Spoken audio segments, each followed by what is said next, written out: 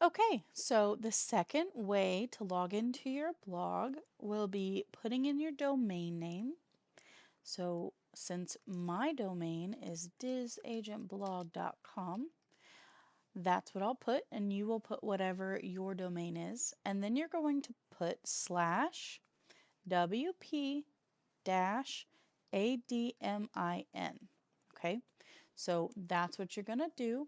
Now make sure that you don't put Diz Agent Blog. You put whatever the domain name, whatever the website that you created. So if it's www.haircare.com, or if it's thebestdog.com, or you know artsandcraftsforever.com, whatever the domain name you made, that's what you put right here. And then you're going to put slash WP-ADMIN.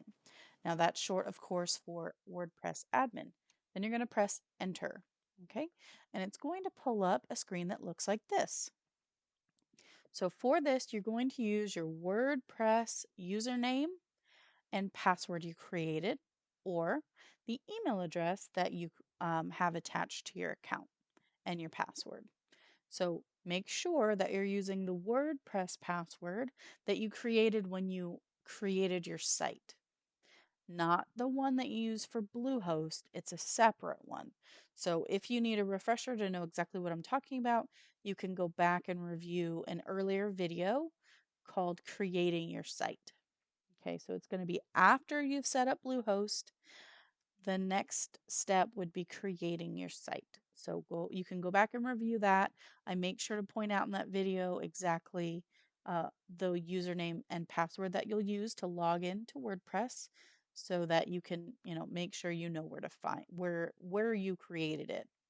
So this is my username and password. So I'm going to click login, and then voila, you've got yourself right into your dashboard. So I highly suggest you come over here and bookmark it, because it's the easiest way, in my opinion, to get into your blog. So I like to keep it in my bookmarks bar, so that when I open a new thing, all I have to do is click this. Now you'll see it keeps me logged in. See that? So it depends on if it's timed out or not. There are plenty of days where I'll get in by pressing that and I don't have to log in. I can usually go a couple of days, and then it will kick you out at some point, and then you'll have to log back in. But what's nice about having that button is, even if it does log you out, you're just going to come to that screen we just saw, that you just, enter your username and password. And if you have your Chromecast or whatever your um, browser is, save your password, even easier. You can just click login like I did and be on your way. So this is your Bluehost dashboard, as I said, during the first method to log in. And I have a video coming up. The next video is going to go through the Bluehost dashboard. I believe I said that in the earlier video, but just in case I didn't.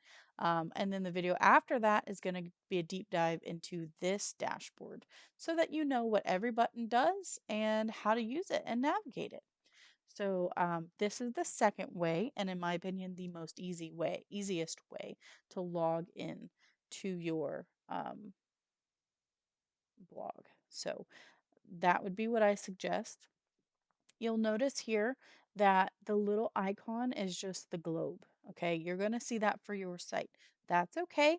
You'll see it over here as well when you're at your dashboard. That is okay, because we haven't created what's called a favicon, which is the little icon you see here in the corner. We haven't done that yet, so don't worry about it.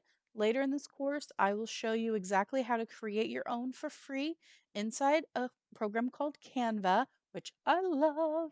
I love, I love, I love. And during that, I'll have a link down there for the sign up to do Canva. So, and I use the pro version. It's really, really cheap. It's like $13, $12 a month, something like that. And I love it for the extra features, but you don't have to. I'll have a link for the pro version as well. But if you want the free version, which is what I had for a long time, no problem. There's so much you can do with it for free. So I'll show you guys how to do that later. But don't worry about this. We will have a favicon for your site later. I will show you how to make it and show you how to put it in there. But for example purposes, you can see even when I just typed it in, it showed my little favicon. So this is one of my other sites. And you can see my super cute cupcake favicon. Okay, so if I were to save this and bookmark it, it will show up there. So see, right there's the favicon. So I'll show you guys how to do that later. But for now, this is what you'll see. So just so you guys are wondering, like, why is that there? I hope this helped you guys. This will be super easy. This is definitely the simplest way to get in. So this is the way I suggest. You can also go through Bluehost like we talked about earlier in the video. So, all right, I'll see you guys in the next video.